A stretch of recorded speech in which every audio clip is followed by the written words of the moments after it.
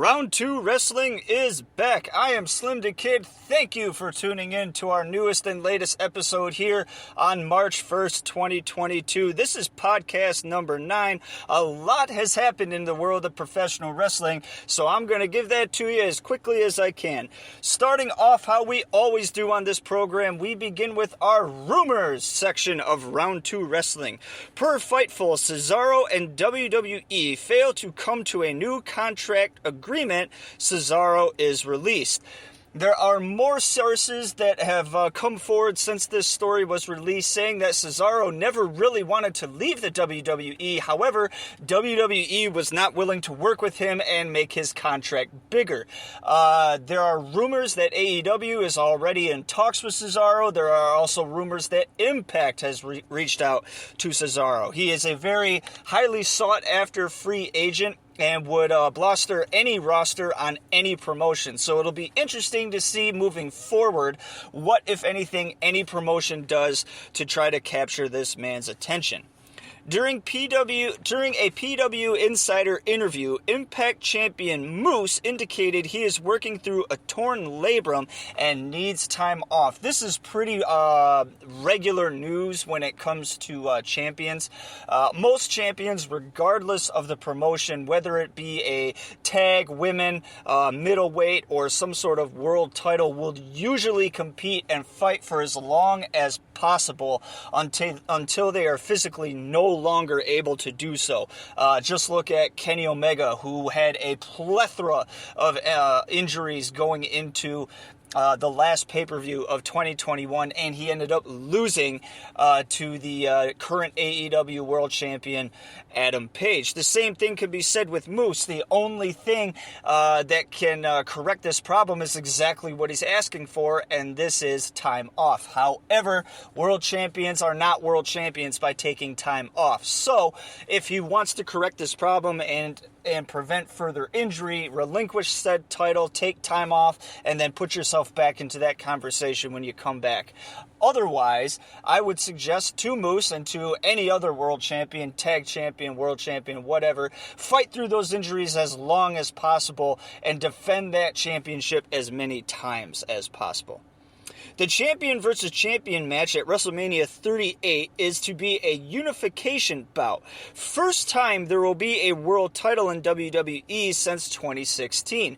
Since this particular story has come out, they have backtracked a little bit on this statement. Yes, there will be a unification match for the world title at WrestleMania. However, do not expect to see the same world champion bouncing back and forth between Raw and SmackDown. There are indications that another title will be introduced, that this is just a unification of these titles, and that another one will be introduced, and you will see two world champions still on WWE.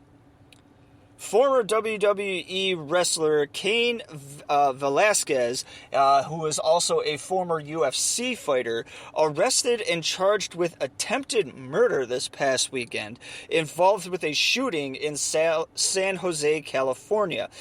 This was reported Monday, February 28th, 2022. It is sad to see something like this happen to a well-known person, not only within the squared circle, but within the octagon. It does tarnish WWE's image a bit, only in the fact that it happened after his release from WWE. Looking at this guy's previous history, I guess you could say everybody saw this coming, but I don't think attempted murder was the subject most people were thinking that they would be talking about. We hope that Cain is able to get through this unfortunate series of events in his life and is able to return to some sort of normalcy. But as we like to say here on Round 2 Wrestling, only time will tell. All right, that concludes our rumors portion of Round 2 Wrestling. We will move on to the news section. As reported by WrestlingNews.com, Tammy Sunny Sitch arrested and charged again, this time with 11 offenses, including a DUI/DUID, reckless driving, driving without a license, etc., etc. This is her second arrest in 2022. In January of this year, she was charged with terroristic threats and unlawful possession of a weapon. This woman has been a hot mess ever since she was released from WWF back in the 1990s. For conversation's sake, yes, at one point in time, she was one of the most highly sought after and downloaded women on the internet, but time has not been good to Miss Sunny. Again, a bunch of jail time and drug issues and alcohol issues have absolutely trashed and damaged any sort of image she may have attained back in the 90s. We at Round 2 Wrestling hope that she reaches out and gets the help that she desperately needs and is able to correct her position in life and get back to maybe being that sunny personality and that woman that we all really sought after and were downloading back in the day. Microman of Mexican car commercial fame has signed a multi-year deal with MLW. Microman is one of the most popular midget wrestlers coming out of Mexico right now. What MLW's plans are with said Microman has yet to be seen.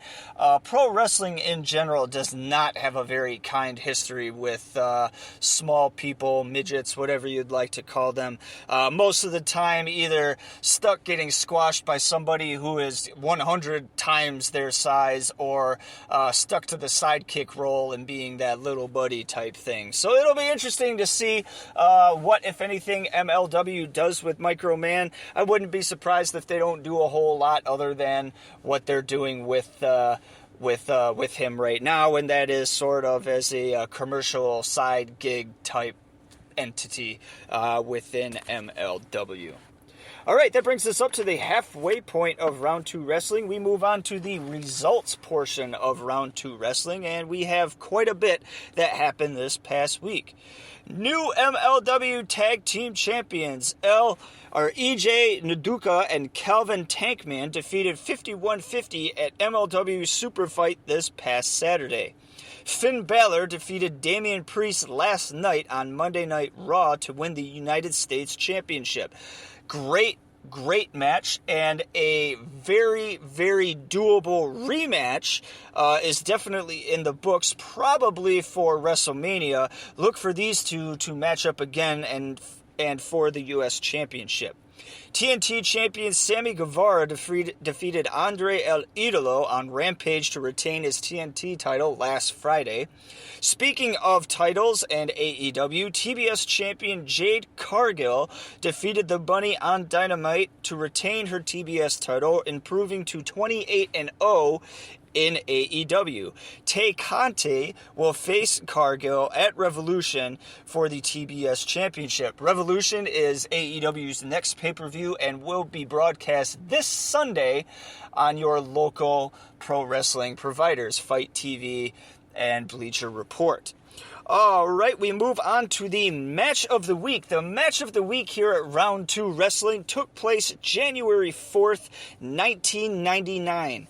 This took place on Monday Night Raw, and the wrestlers were The Rock and the Mankind. This particular fight took place at Worcester, Massachusetts, and saw this particular bout be for the WWF title. It was the height of the Monday Night Wars, and WCW's Tony Schiavone attempted to spoil the Raw main event that night by giving away the end result.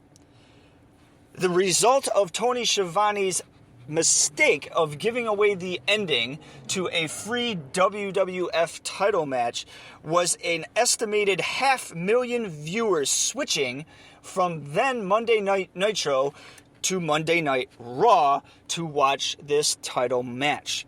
With the help of DX, Mrs. Foley's baby boy defeated Vince McMahon's corporation and pinned The Rock to win the WWF title. Foley would only hold on to the title for about 3 weeks before dropping it to The Rock again at Royal Rumble 99 in what has been called the most over-the-top and undesirable moment in the Attitude Era in the WWF. If you don't know what I mean, go to youtube.com and type in the I Quit match for the WWF title at Royal Rumble 99. This was brutal to say the least. And in fact, there is a documentary called Beyond the Circle that sort of centers on this particular match, more so for the fan reaction and the family reaction from Mick Foley, his wife, and kids. And it is heartbreaking to watch this particular match after watching this documentary, because not only were the kids traumatized, but his wife was traumatized. A very good match, but one that sort of is overshadowed by our match of the week, in which Mankind picked up his very first WWF title victory. All right, we will conclude Round 2 Wrestling with our Michigan highlight, where we take somebody or a promotion who was born and raised here in the state of Michigan and place them on a pedestal for you to enjoy for a few minutes. This week's Michigan highlight is Detroit native Eric Bischoff, a former executive producer, senior vice president, and general manager. Bischoff has worked for AWA, WWE, TNA, and WCW. Starting in 1991 with WCW as a commentator, Bischoff was promoted to senior VP in 1994.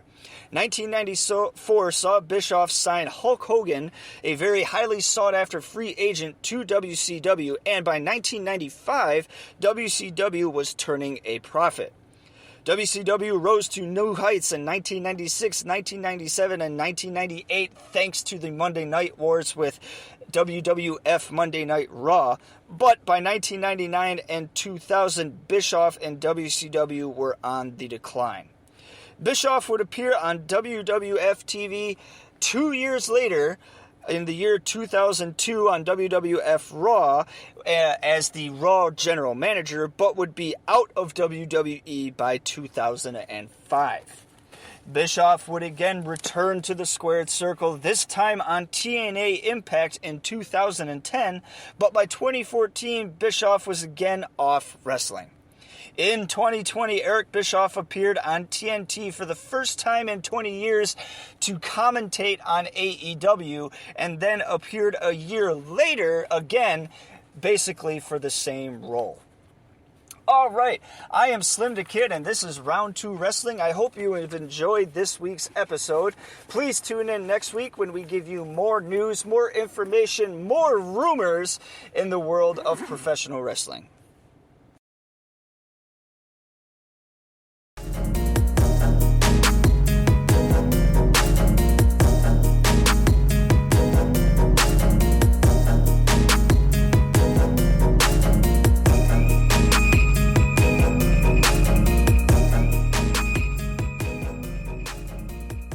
Round 2 Wrestling is brought to you by Spreaker.com and Slim the Kid.